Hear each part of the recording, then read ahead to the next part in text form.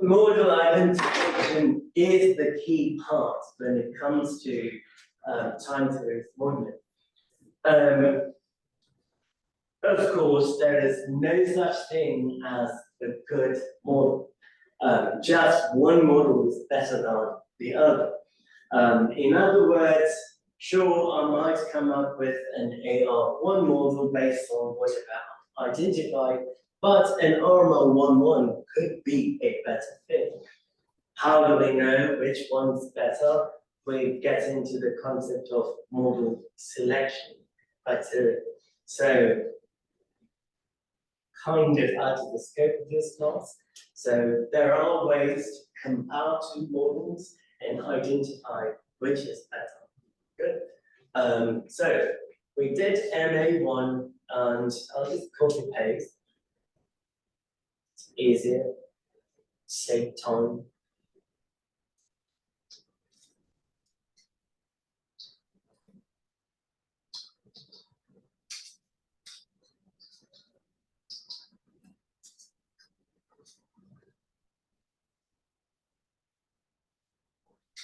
Give me a number between -1 and +1, not including 0.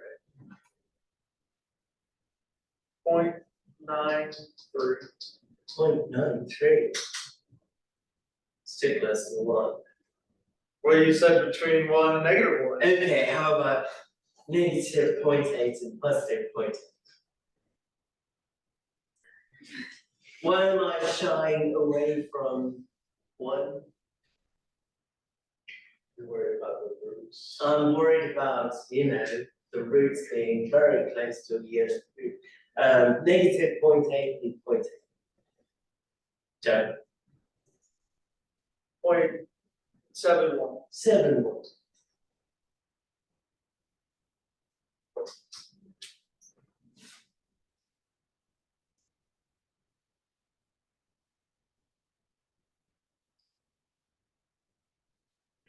So that is the PACF of AR1, starts at lag 1. And if you look at the peak, that peak is about 0.71.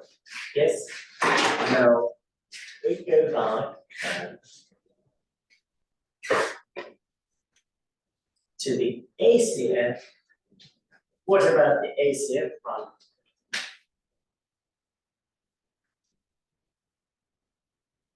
At like 1, is that 1, 2, 3, 4, 5. Yes, it is starting at 1.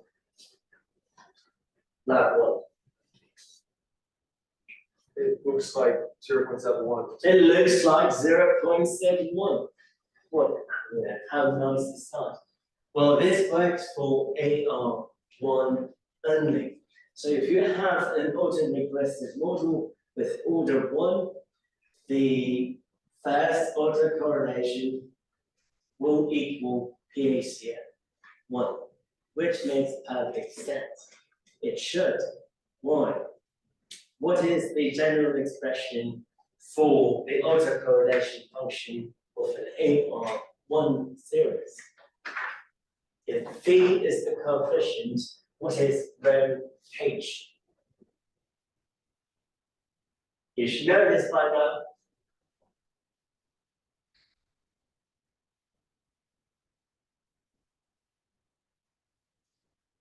We don't know what an AR1 series is, right?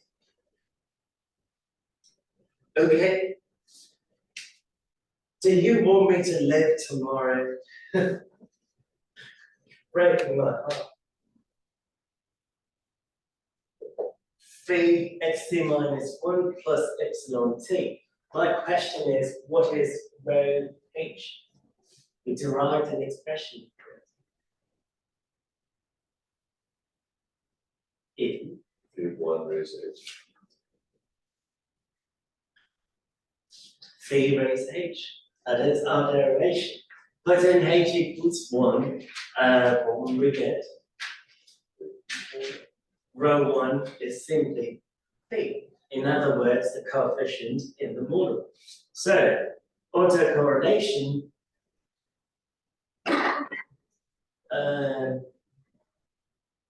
have it backwards. It's right here. Autocorrelation is about 0.7 something right there in blue. PACF is in black. Change it to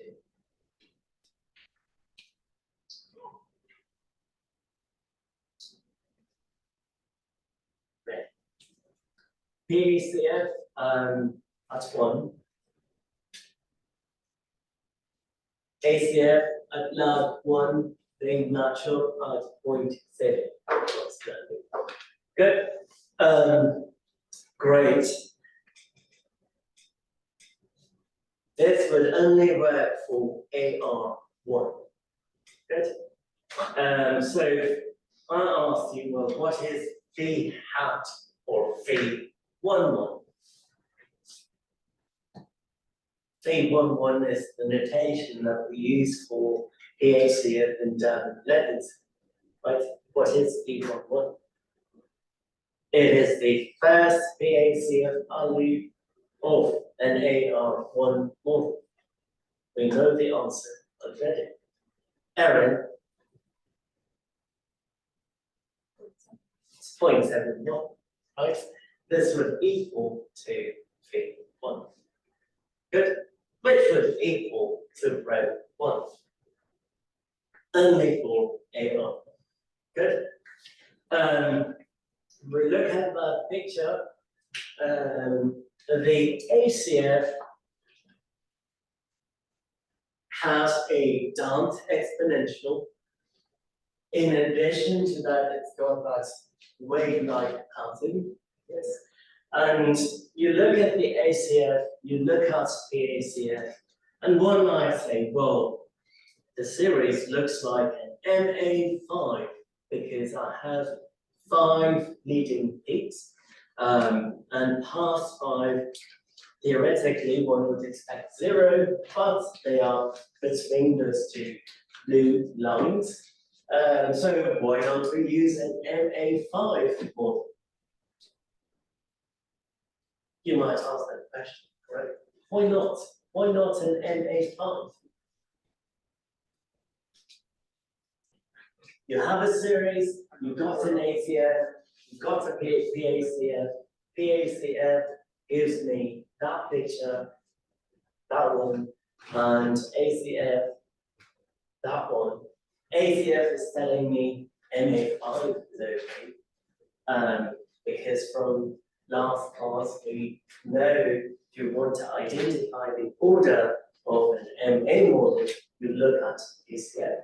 So why not an MA5?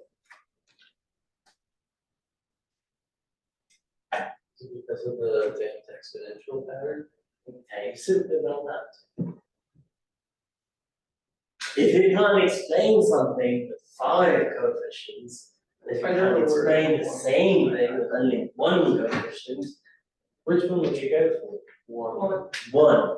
Principle of parsimony. Sure, you can sit and do MA5, but that is silly. Not only that, MA5, MA models are harder to fit than AR models. We know that. Okay. What about an ARMA model?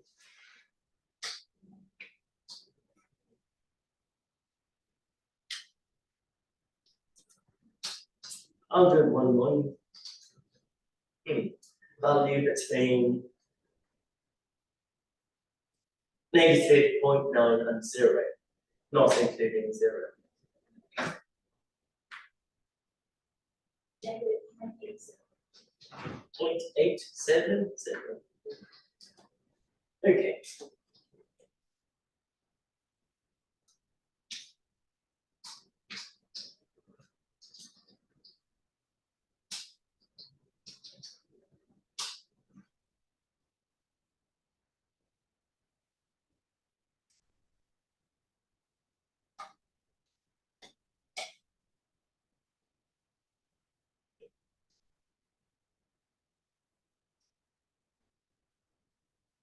So this is ARMA 1, 1, and I'm looking at the ACF. Do we see anything significant No, nothing is significant. Onward. PACF, do we see anything significant? No. The first peak is inside the blue limits, the second one is outside. You've got to go in sequence, start with one, then two, and so on. So by all means, the series that we simulated seems to be purely random. Good.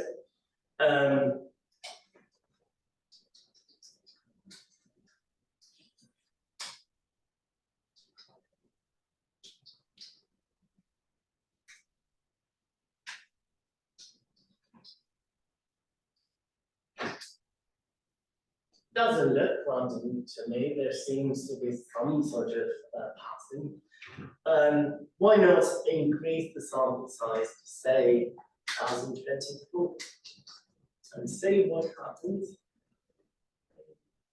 Did I move stuff around? Let's see.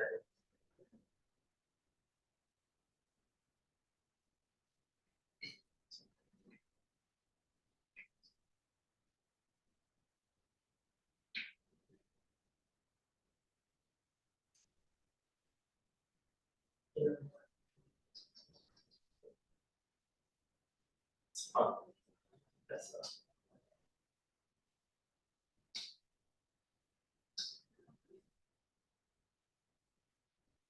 1024. Now things seem to be getting better. You look at the MA part, there's that one peak that is close to 0, and AR part, I have 3 peaks, right? So naturally, I will probably start with ARMA 3.1.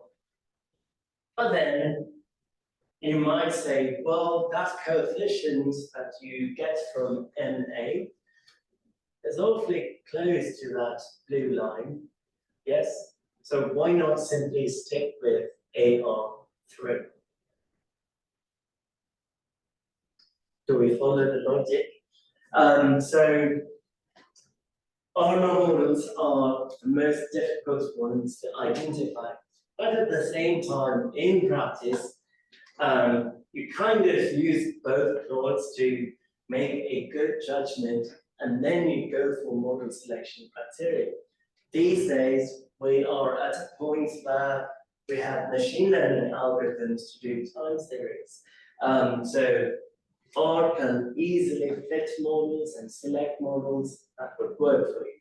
You know, who loves Excel to excel in life? I'm being sarcastic. Didn't catch it, but who uses Excel? Probably actuaries. Probably actuaries. You know, it has a forecast function, and settings you can change it to ARMA, AR, etc. Is it possible to have a periodic pattern in an AR1?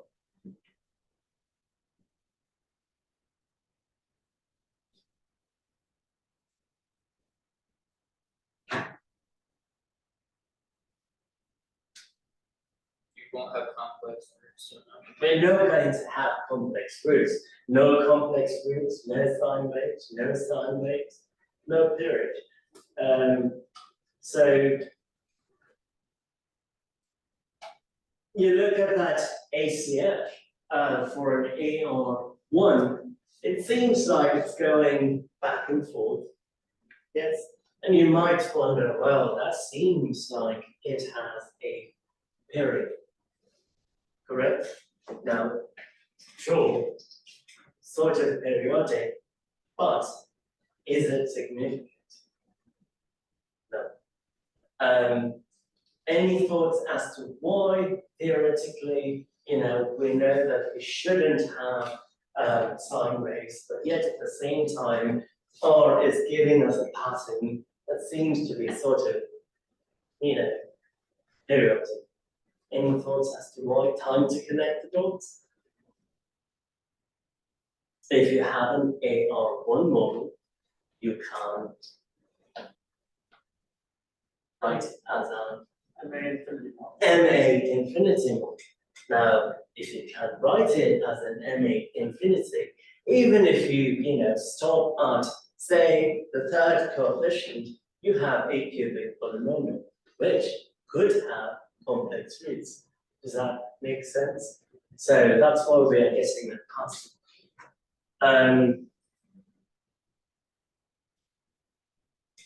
To AR2,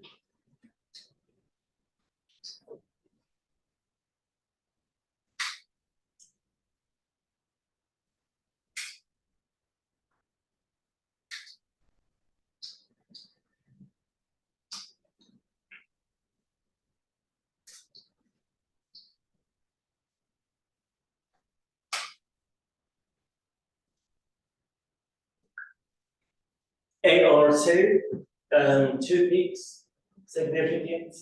And if we go back to the MA part, you have 2 peaks, significant, but then got third, fourth, fifth, sixth, and seventh, right? Doesn't make any sense. It's probably an AR2 one, right? Principle of parsimony. Going to do an MA2. When you say it's probably an AR2 model, you mean that's like the better model? The better model, Yeah, okay. yes. Not that it's the only thing. Yeah, it's the better model. It's the reasonable model. Yeah, correct.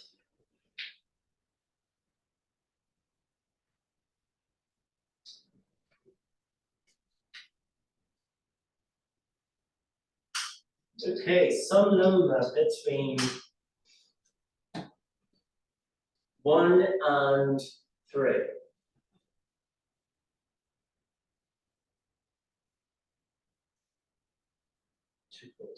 2.2. Keep in mind, a moving average model is always stationary. But could it be invertible or not? We don't know.